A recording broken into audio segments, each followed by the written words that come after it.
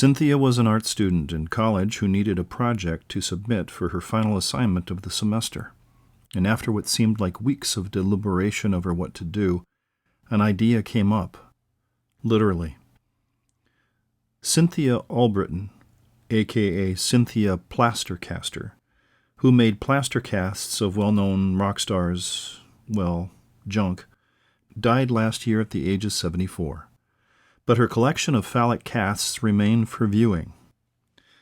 After using a few college students to test her plaster molds on, Cynthia was forging ahead in new ground.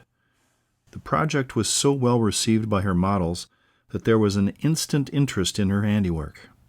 It was the 1960s after all, and experimentation was becoming the norm.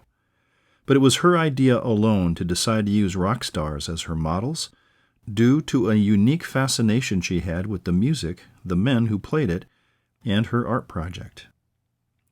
And although one might think to snicker at her Dick collection, it wasn't something she took lightly.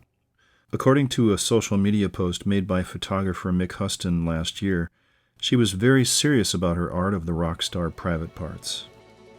What started out as the visual artist's fascination with rock stars' penises, she often referred to herself as a super groupie, would later expand to include filmmakers and other types of artists, eventually amassing a collection of around 70 plaster phalluses. Soon, the rock and roll subculture heard about her ongoing project, and she became known for her stiff requirements for rock stars or others to be considered for her continuous art project. As silly as penis casting may sound, it was groundbreaking in conceptual art, and critics applauded her work.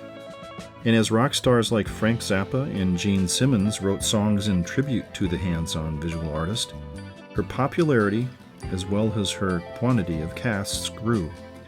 An underground celebrity and somewhat of a pop culture icon, Cynthia was described by those who knew her as smart, funny, bubbly, and ebullient. But it's important to know she was a serious artist who had a great deal of fun working in a medium that most people could find interesting and relate to in some manner. A few early installments in some avant-garde galleries were hugely popular. Back in 1968, Jimi Hendrix was a famous cast made by Albritton, and one of her firsts, which you can view at the Kinsey Institute at the Indiana University. She finished adding to her art show around 2001, along with other body parts from her visual art installation. She passed away in April of 2022. Rest in peace, Cynthia.